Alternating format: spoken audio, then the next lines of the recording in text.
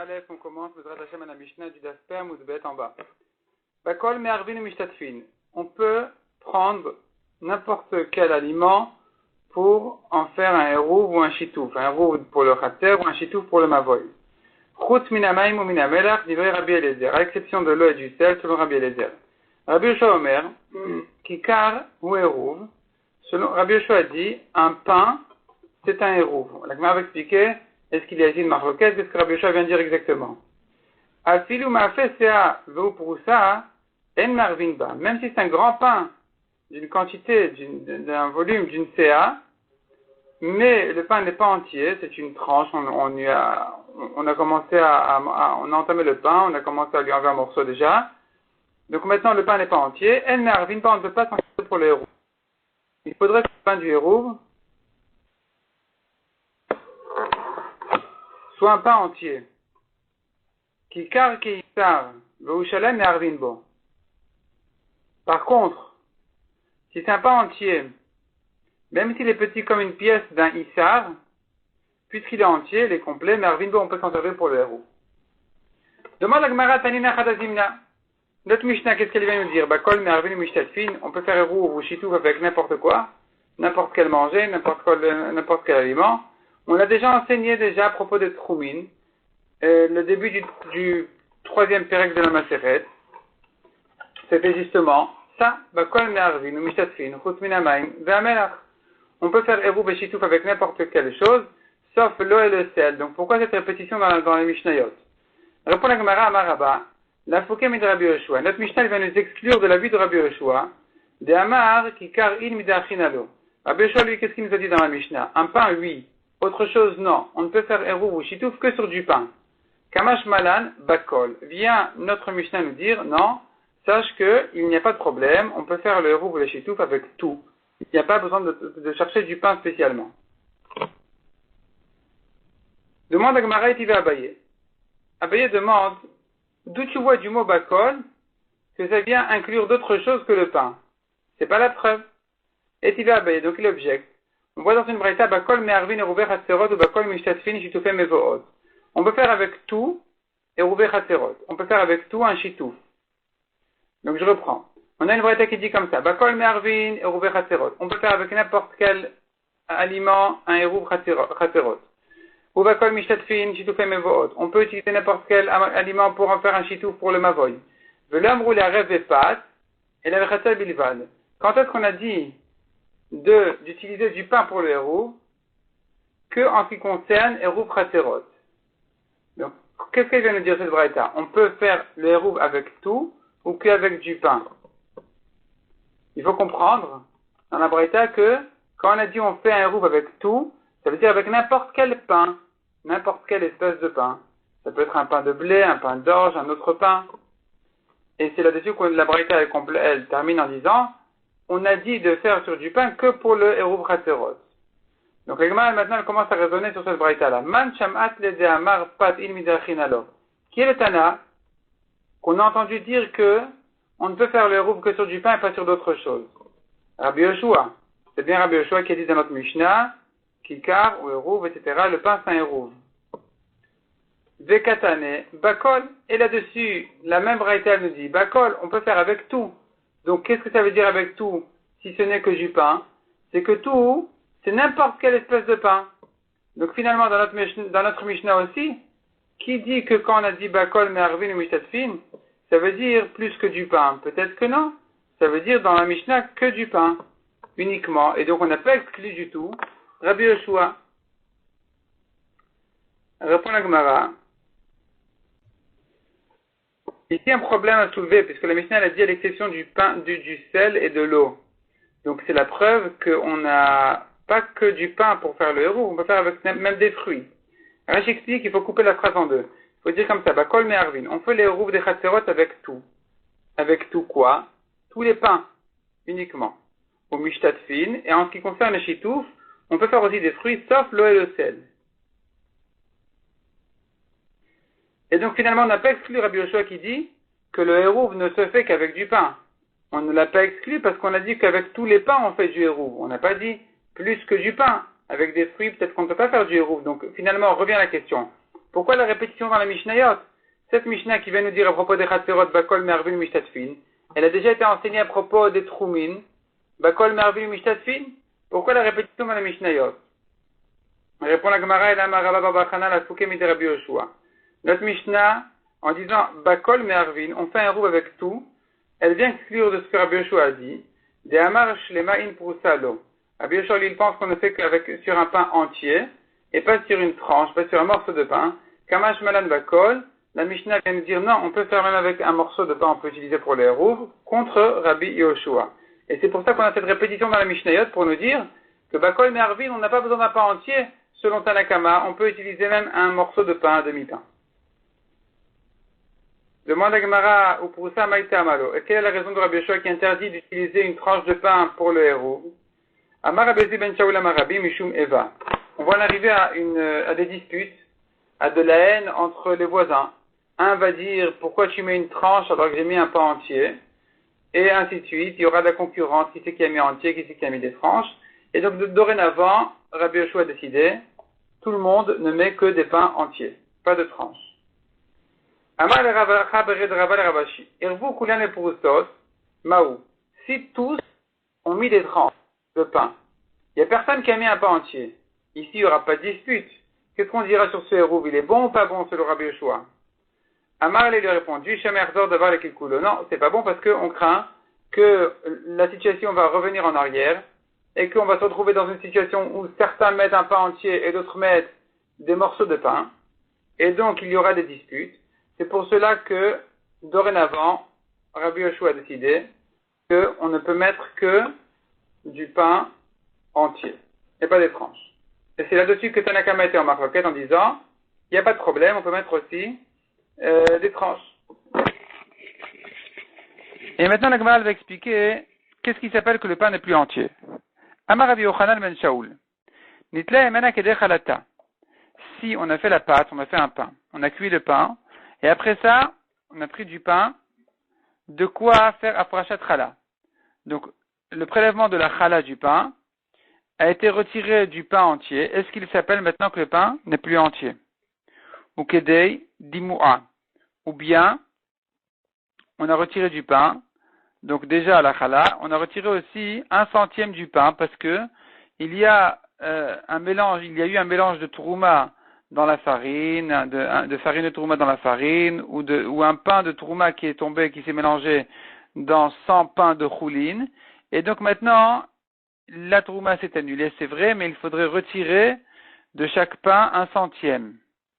Et donc justement, il a retiré de ce pain-là de quoi faire afrachat chala déjà, le prélèvement de la chala, et ensuite, de quoi aussi retirer le 100e pour retirer la trouma qui s'est mélangée ici. Est-ce que ça s'appelle que le pain n'est plus entier? Vient Rabbi Yochanan ben Shaul en disant, mais Arvin loba, on peut faire érouv, ça s'appelle que le pain est entier encore. Ve'atania demande à Gemara, Kede dis-moi, mais Arvin loba, on a une braïta contre ça qui dit, Kede dis-moi, si a été retiré du pain 1/100, de quoi réparer le mélange de trouma, alors, Mervin Loba, ça peut être encore un bon hérouv, on le considère comme un pain entier. Kede chalata, en Mervin Loba, mais si on a retiré du pain, de quoi faire son prélèvement de chala, alors c'est plus un pain entier, on ne peut plus s'en servir pour le hérouv. Donc ça contredit ce qu'on a vu en haut, que même Kede chalata, ça s'appelle encore le pain entier. Répond la Gemara Lokashia. Habechalat nachtom, habechalat balabait. Ça dépend de quelle quantité de chala il a fallu ici retirer du pain entier. Quelle quantité de chala il a fallu retirer? Nous avons chalat nachtom, la chala, pas la chala de Shabbat, c'est la frachat chala, le prélèvement de chala que le boulanger fait, c'est une toute petite quantité. Tandis que chalat balabait, un homme chez lui, il doit prélever une plus grande quantité. D'Etnan, comme nous voyons dans une Mishnah dans Masechet Chala qui dit, Shiur chala, echad mesrim verba. Quelle est la quantité de chala qu'il faut prélever? 1/24. Celui qui fait un pain pour lui-même, ou même pour le mariage de son fils, echad mesrim verba, le prélèvement à faire, c'est 1/24. Nartom shuosel im korbashuk, par contre le boulanger qui prépare du pain, pas pour chez lui à la maison, pour vendre au marché, vechen aisha shastal im korbashuk, ou même une femme qui a fait du pain pour vendre ensuite le pain à l'extérieur, Echad merbaim ushmona. La quantité de challah prélevée ici, cette fois-ci, c'est pas 1 sur 24, mais c'est 1 sur 48. 1 48e. Et donc ici, on est en train de dire justement, si du pain on a retiré la challah 1 sur 40, 1 48e, c'est tellement petit que ça ne cause pas de problème. On considère le pain encore entier. Ou plutôt, les gens vont comprendre que c'est une question de challah, et c'est pas que le pain qui a été mis ici dans le hérouv n'est pas entier. Tandis que si le manque du pain est plus grand que 1 48e, là, même si c'est un 24e qui correspond à la challah d'un homme chez lui à la maison, eh bien, ce manque-là est trop grand, et donc on ne considère plus ce pain comme un pain entier, et donc selon Rabbi Yoshua, on ne peut pas le mettre dans le hérouv. Amar Rav Chizda, Tfara bekissam, Marvin Loba. Rav Chizda vient avec une solution. Il dit voilà, nous avons ici un pain qui était entier et qui a été coupé en deux ou qui s'est cassé en deux. La solution elle est de prendre une brindille et de l'enfoncer dans les deux côtés du pain et de le coudre. Le coudre, ça veut dire d'en faire un pain entier. Et donc Rav Chizda il dit, puisque maintenant on dirait que le pain est entier, ces deux côtés sont attrapés par la brindille, le kissam, c'est bon, on peut s'en servir pour le hérouv. Demande la Gemara Vatania en Marvin Loba. Contre ça, on a pourtant une braïta qui dit que non, ce n'est pas une solution de coudre le pain avec une brindille. Répond la Gemara Lokashia, des diatifra, de l'œil diatifra. Ça dépend si on reconnaît la couture ou bien on ne la reconnaît pas. Si tout paraît naturel, tout paraît un pain entier qui vient de sortir du four ou même sinon, on ne voit pas qu'il y a eu ici un problème, on ne voit pas qu'il y a un décalage entre les morceaux du pain. Ça paraît vraiment entier, c'est bon. Mais si on reconnaît qu'il y a un problème ici, on revoit la brindille ou bien on repère que ça a été cassé, eh bien dans ce cas-là, c'est plus considéré comme un pain entier. Amar Bizera Marshmuel. Mervin mais pas orez mais pas dochan. On peut faire un hérouv avec du pain de riz. Orez et dochan sont un des deux c'est le riz et le deuxième c'est quelque chose une espèce qui ressemble un peu au riz. Il y a une marloquette dans les Rishonim qui est le riz et qui c'est qui ressemble au riz. Et donc, on peut faire avec un pain de riz ou de dochan, on peut faire donc un hérouv. Amar Maroukva, les didi mefar chelimine de Mar Shmuel. Maroukva dit, moi j'ai entendu de Shmuel lui-même expliquer cette halakha, mais pas orez mervin, mais pas dochan en mervin. Avec du pain de orez, oui, donc disons que c'est le riz, tandis que l'autre espèce qui s'appelle dochan n'est pas bonne pour le hérouv. C'est pas un pain important, c'est pas un pain normal, on ne s'en sert pas pour le hérouv. Amar Baravin Amarav. Mervin ne pas tadashim. Avec un pain de lentilles, on peut faire aussi l'effet de la farine de lentilles, et il peut en faire maintenant un pain qui servira pour le hérouv. Demande à Gemaraeni, est-ce que vraiment c'est comme ça la lacha?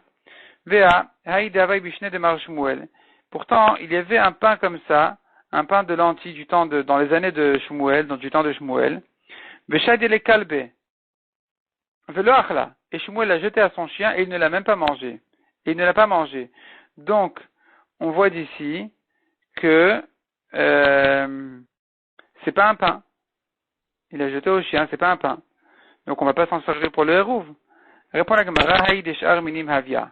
Là-bas, c'était pas un pain de lentilles uniquement, il y avait un mélange de plusieurs espèces, et donc c'est devenu déjà ça a perdu déjà son statut de pain, c'est plus important, c'est même pas à donner à manger aux hommes, c'est plutôt à jeter aux chiens, donc effectivement dans ce cas-là, ce ne sera pas un bon hérouv, mais quand il n'y a que le riz uniquement, c'est bon, ou les lentilles, pardon, alors c'est un bon hérouv.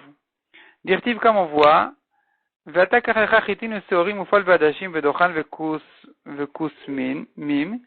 donc le pasuk dit à Yechezkel a une prophétie, de manger un pain vraiment de famine, et donc pour montrer que c'est en signe de famine, et donc il a dû préparer un pain de blé, d'orge, de fèves, de lentilles, de dochan, de toutes sortes d'espèces. Ce mélange d'espèces-là, il est la preuve de la famine. Puisqu'on fait un pain tellement mélangé, c'est la preuve de la famine. Et donc ça, effectivement, n'est pas considéré comme un pain. Ça, c'était le pain qui a été préparé du temps de Shmuel. Il voulait goûter apparemment ce pain. Tosfot ici, à gauche, en bas, ils disent pourtant, il y avait un pain comme ça qui était fait du temps de Shmuel. Tosfot dit Asu lenasot matama. Ils ont fait ça pour goûter quel était le goût de ce pain-là. Les fichetiva Kadosh Baruch Hu l'Echezkel Asot. Parce que Kadosh Baruch Hu avait ordonné à Echezkel de faire ce pain-là. Et donc, eux, ils voulaient goûter de quoi ça a l'air exactement ce pain-là pour comprendre quel était le sens, le fond de la mitzvah que Yechezkel devait manger ce pain. Et effectivement, ils ont vu que c'était un pain qui était jeté aux chiens. Donc, ils ont compris le sens de cette prophétie, de cette mitzvah de Yechezkel, de manger un pain qui annonce la famine. Un pain qui fait preuve de famine. Rav Papa Amar, deuxième réponse il Gemara, Haït luya betzoat Adam Havai. Ce pain-là, du temps de Shmuel, qui était jeté aux chiens, était un pain qui, peut-être était un pain de lentilles, c'est vrai, mais le problème, la raison pour laquelle il était jeté aux chiens, c'est parce qu'il a été grillé, il a été cuit, betzoat Adam, avec des braises d'excréments d'un homme. D'Irtiv, comme on voit dans le pasuk dans Yechezkel, que c'est comme ça qu'il devait préparer son pain. Vehi beglalet seat Adam teagena leenehem. Et ce pain-là, cette galette, tu vas la cuire aux excréments d'un homme. D'homme. Demande la Gemara, Maïve ugat sorim tochlena. Sur ce pain-là, il est écrit encore, et tu vas le manger, une galette d'orge.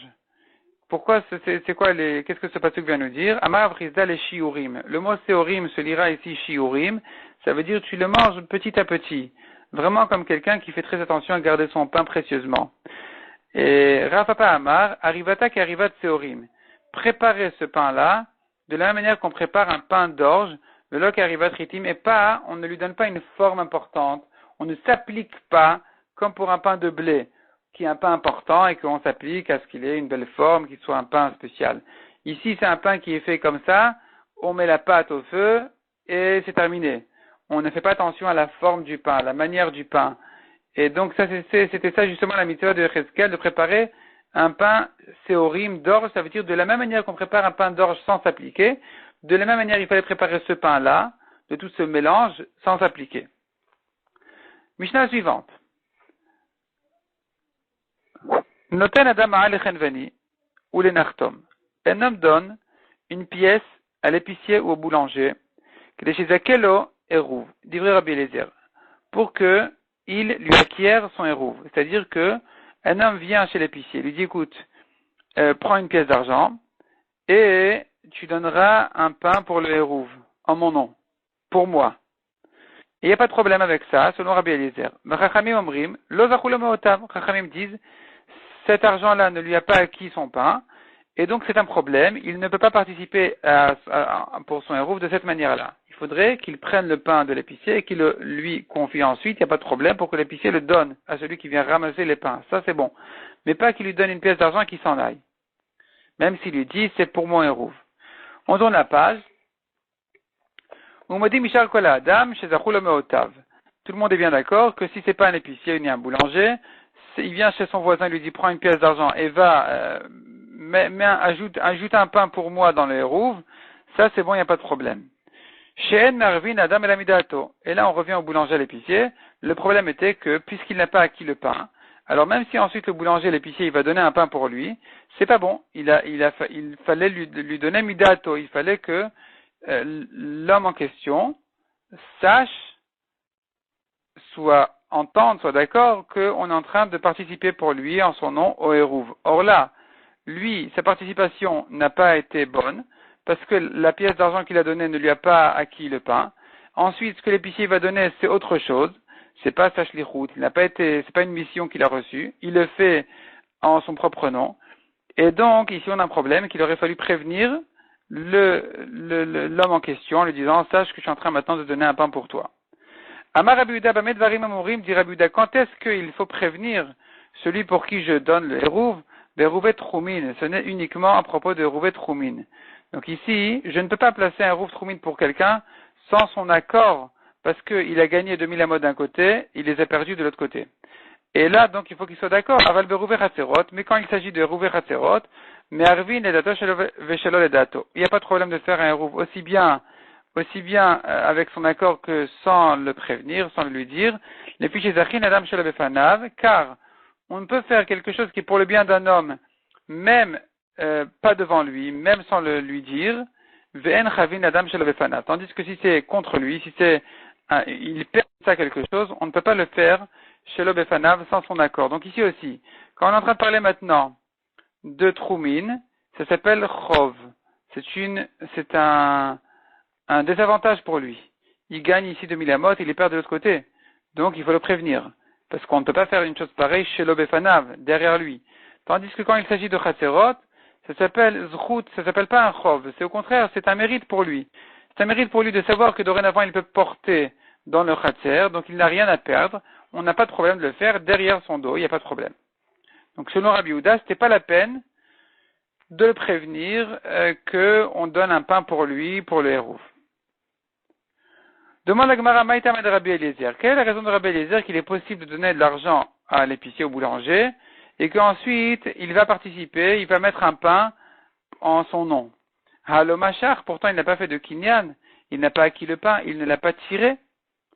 L'argent n'acquiert pas.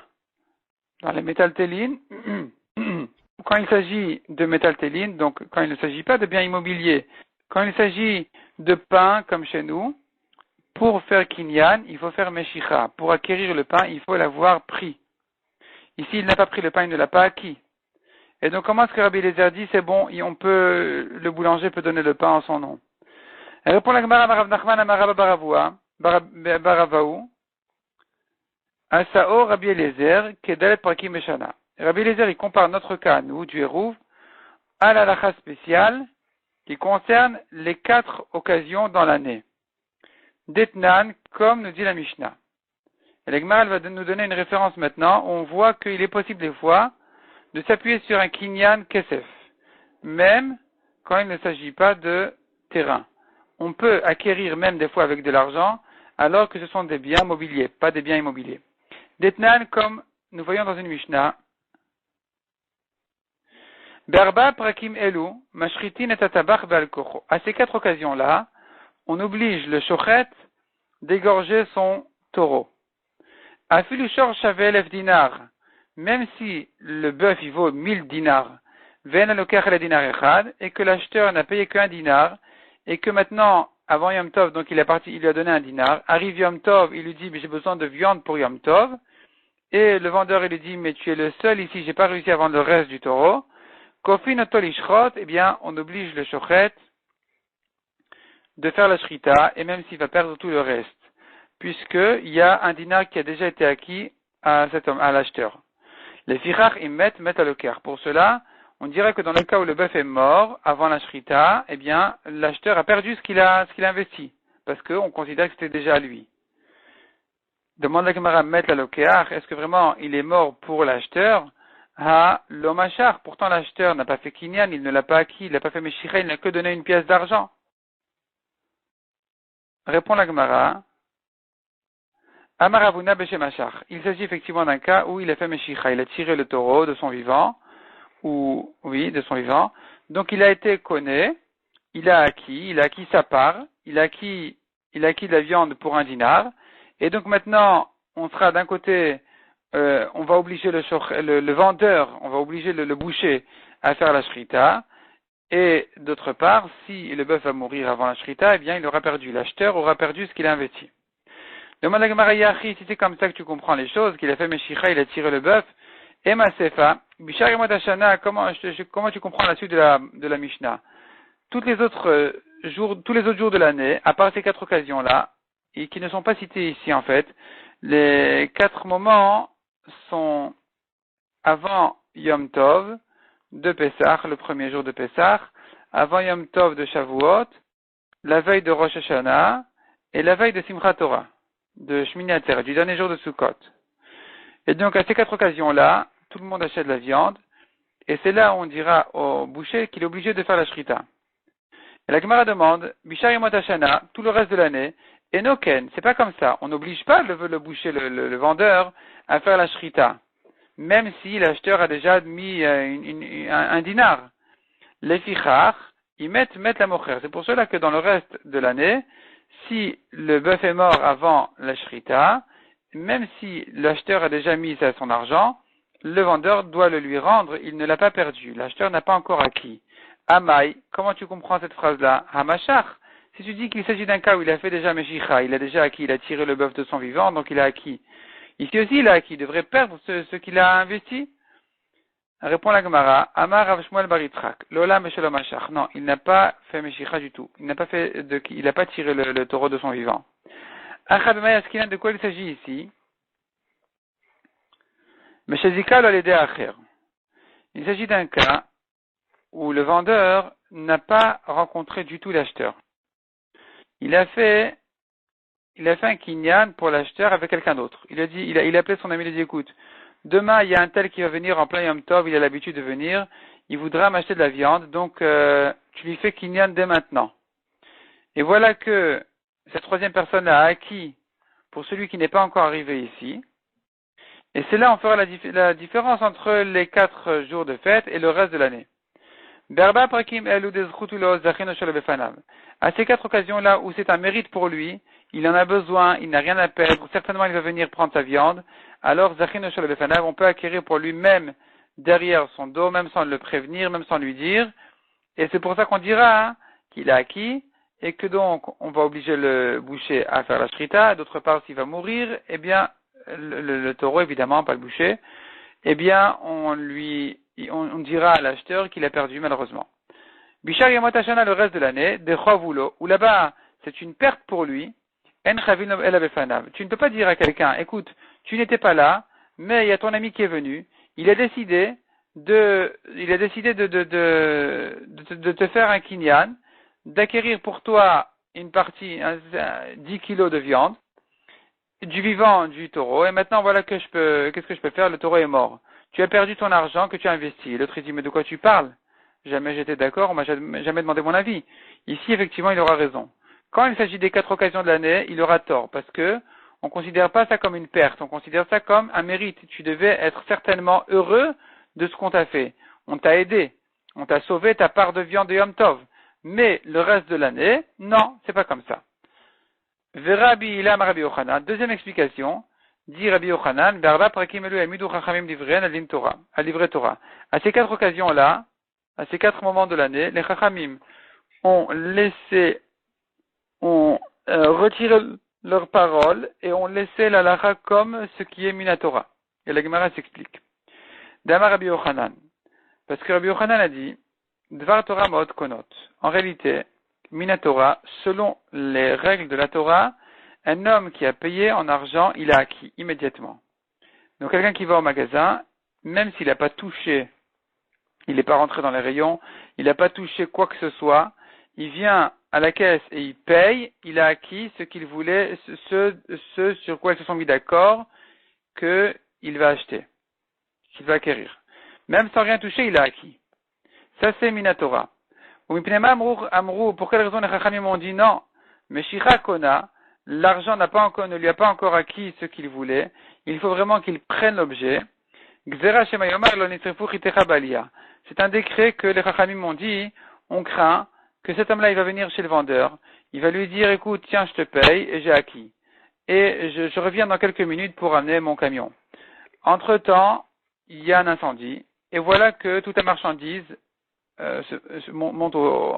toutes les marchandises se brûlent. Et donc, le vendeur, il va lui dire, et tu es revenu, moi je suis vraiment désolé, il y a un incendie qui a tout brûlé. Et l'autre, il lui dit, mais tu as appelé les pompiers, tu as essayé d'éteindre, qu'est-ce qui s'est passé?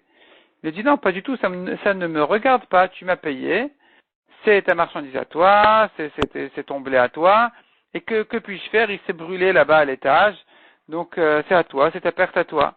C'est pour ça que les Chachamim, pour éviter ce problème, ont dit non. Tant qu'il n'a pas pris l'objet, il ne l'a pas encore acquis. Une fois qu'il a pris, il pourra le garder. Tant qu'il ne l'a pas pris, il n'a pas fait Meshicha, il ne l'a pas encore acquis, même s'il a déjà payé. Donc maintenant, on va tout comprendre. On revient d'abord au boucher. Le boucher, toute l'année, il n'a pas encore vraiment vendu, terminé la vente, tant que l'acheteur n'a pas fait Meshicha. Ce qui n'est pas le cas. Selon cette explication, il n'a pas fait Meshicha. L'acheteur n'a pas fait Meshicha, ni lui-même, ni quelqu'un d'autre pour lui. Il n'y a pas eu du tout de kinyan qui a été fait. Simplement, il a payé. L'acheteur est venu, il a payé. Il a payé, est-ce que c'est un kinyan ou pas? En général, c'est pas un kinyan. Comme ce que les Chachamim m'ont dit, il faut faire Meshicha, il faut tirer. Il faut tirer l'objet. Ici, le bœuf. Par contre, à 4 occasions dans l'année, où tout le monde a besoin de viande, ici les Chachamim m'ont dit, on retire notre loi, on retire ce qu'on a dit que l'argent ne fait pas kinyan, on reste sur la halakha de la Torah que l'argent fait kinyan, et donc ici, dès que l'acheteur a laissé de l'argent chez le vendeur, avant le Yom Tov, pour acheter, pour acquérir de la viande, même s'il n'a pas fait Meshicha, il a déjà acquis. Puisque c'est ça, là, en principe, c'est comme ça la halakha.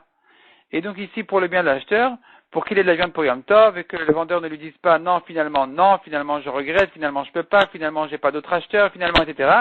On lui dira, écoute, c'est terminé, il a payé, il a acquis. Quoi, il a acquis? Oui, il y a un kinyan kesef minatora qui remonte pendant ces 4 occasions-là de l'année, alors qu'on l'a oublié toute l'année. Ce kinyan spécial, on l'a oublié toute l'année, il revient à ces 4 occasions-là de l'année. Maintenant, on revient à notre Mishnah, nous. On avait demandé selon Rabbi Eliezer, quelqu'un vient chez l'épicier, chez le boulanger, il lui donne une pièce d'argent, il lui dit, va donner un pain pour mon hérouve. On a dit que selon Rabbi Eliezer, c'est bon, il peut le faire. On a demandé, mais il n'a pas fait kinyan, réponse. Ici, les Chachamim, ils remettent l'halakha comme la Torah, que l'argent qu'il a donné, c'est un kinyan, de manière à faciliter le hérouve, et qu'il puisse donc venir maintenant chez l'épicier, en lui donnant de l'argent, il a acquis le pain, même sans le prendre, même sans le tirer, et ensuite l'épicier pourra le mettre dans le sachet du hérouve. Quand quelqu'un va venir passer pour ramasser le hérouve, eh bien, l'épicier lui dira, tiens, un pain pour un tel, et c'est bon, effectivement, ça s'appelle qu'il a déjà été acquis par un tel. On continue ici aux 2 points au milieu de la page. Tout le monde est d'accord, donc on a vu une marloquette. Est-ce qu'on peut payer l'épicier pour qu'il participe, pour qu'il mette un pain au hérouve à mon nom, ou pas? Mais tout le monde est d'accord pour Bishar Kol Adam, pour n'importe qui d'autre. Demande à Gemara, qu'est-ce que ça veut dire? Man She'ar Kol Adam, de qui il s'agit? Amarav Balabait, Vechen Amar Shmuel Balabait. Il s'agit d'un Balabait, c'est-à-dire quelqu'un qui n'est pas épicier ou boulanger. Et lui, s'il a reçu une pièce d'argent pour mettre un pain au hérouve au nom d'un tel, au nom de son ami, de son voisin, il peut le faire selon tout le monde. Même celui qui dit que l'épicier ne peut pas le faire, ici, il peut lui le faire. Derrière Shmuel, car Shmuel a dit, Loshan ou l'anartom, on a dit ça que pour le boulanger. Aval balabait connaît. Mais en ce qui concerne un balabait, c'est bon. Un balabait, il n'y a pas de problème, il peut mettre le pain. Pourquoi? Parce que ici, il est clair que c'était plutôt une mission qu'un kinyan. Et puisque c'était une mission, alors on a la conscience ici. On a la conscience. Ce qui nous manquait chez le boulanger, selon celui qui pensait que c'est pas bon, c'est parce que il croit qu'il a acquis son pain avec l'argent, or il se trompe, il ne l'a pas acquis, et donc maintenant il se trouve que si le boulanger va mettre un pain pour lui, ce sera sans sa conscience. Il ne saura pas qu'il y a un pain qui a été mis pour lui en tant que mission, en tant que shlichut. Il croira que non, ça a été mis en tant que kinyan, ce qui n'est pas le cas. Et donc c'est pas bon. Selon celui qui dit que c'est un problème, c'est ça le problème. Mais quand il vient chez son voisin, ici c'est bien, il n'est pas en train maintenant, quand il lui donne de l'argent, il n'est pas en train maintenant d'acheter, c'est pas un épicier, c'est pas un boulanger. Il lui donne l'argent, il lui dit écoute, je te couvre les dépenses, les pertes, va et tu mets un pain pour le hérouve en mon nom. C'est plutôt une mission. Ça veut dire que si ça ne marche pas en tant que kinyan, tu le mettras en tant que mission. C'est une shlichut. Et donc si c'est comme ça, il n'y a pas de problème parce qu'il y a ici une conscience, un accord de celui qui a envoyé le balabait. Il est bien d'accord que on mette pour lui un pain, même gratuitement, même sans kinyan. Et donc c'est un bon hérouve. Ve'amar Shmuel, le shanu lama'a. Shmuel dit encore, tout le problème chez le boulanger n'est que si il a payé une pièce au boulanger. Aval kli connaît. Mais s'il s'agit d'un kli, d'un objet, alors il les connaît. C'est-à-dire que si on a fait ce qu'on appelle kinyan khalifin. Kinyan khalifin, c'est un kinyan d'échange. C'est-à-dire que Rachid dit kinyan soudar. C'est le kinyan d'un foulard. Un foulard, ça veut dire, si je veux acheter de mon ami quelque chose qui ne se trouve pas ici, alors on peut faire un kinyan de loin. Comment on fait kinyan de loin? L'argent, c'est un problème, on a dit. L'argent ne fait pas kinyan pour des métaltélines, pour des biens mobiliers. Donc ce qu'il faudrait faire, c'est un kinyan soudar. Kinyan soudar, c'est un kinyan d'échange.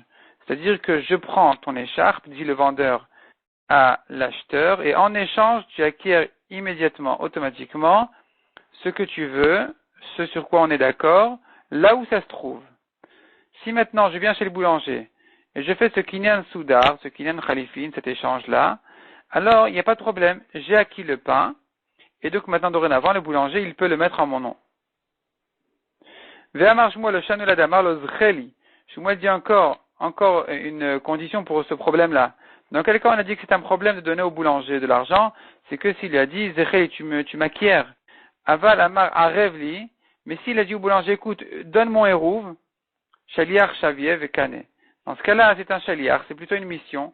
Il a envoyé faire sa mission, et donc ici, il n'y a pas de problème, il peut faire son hérouve, le hérouve est un bon hérouve, il a acquis son hérouve, même s'il n'a pas acquis le pain, du moment qu'il a dit au boulanger, il a formulé sa phrase pas comme un kinyan zcheli, qui veut dire acquiert pour moi le pain, non, il dit donne mon pain du hérouve, là il n'y a pas de problème, il n'a pas acquis le pain, mais il a acquis le hérouve, effectivement c'est un bon hérouve pour lui aussi.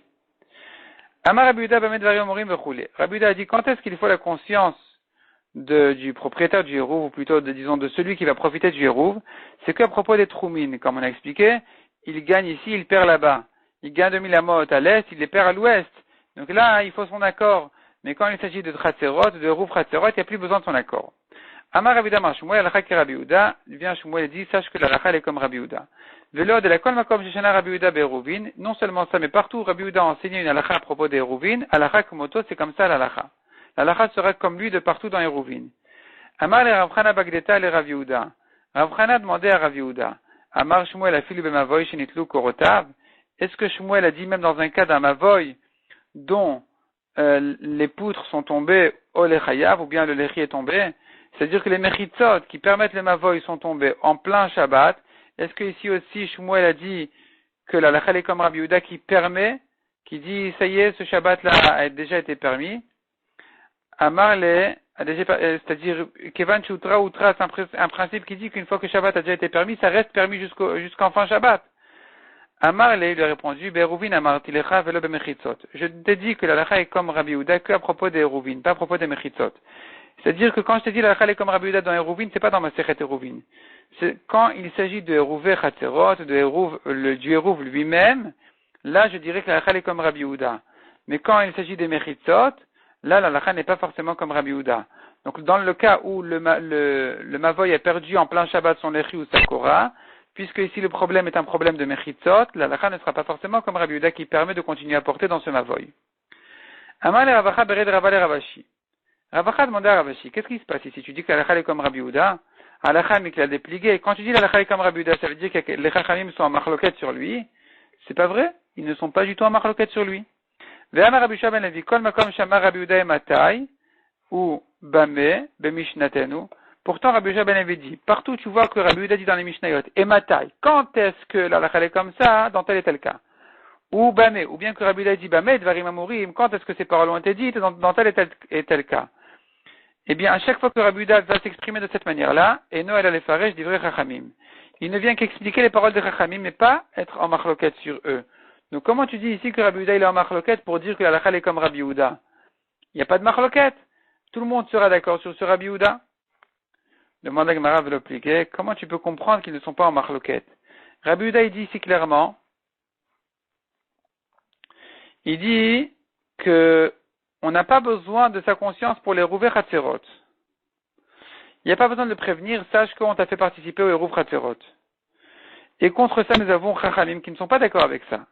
Ve'anantnan, on a pourtant une Mishnah qui dit la Gemara, nitvasfu alehen, s'ils sont venus de nouveaux habitants en plein Shabbat, Mosif ou Mezake, ou pardon, pas en plein Shabbat, sont venus de nouveaux habitants une fois que le Eruv a déjà été ramassé, eh bien, un Mosif, il ajoute sur les Eruv du pain pour ceux qui se sont ajoutés, ou Mezake, il leur fait un kinyan, il leur fait acquérir le pain, Vetarich Lodia, et cette fois-ci, il faut leur dire, sachez que j'ai mis pour vous du pain de Eruv.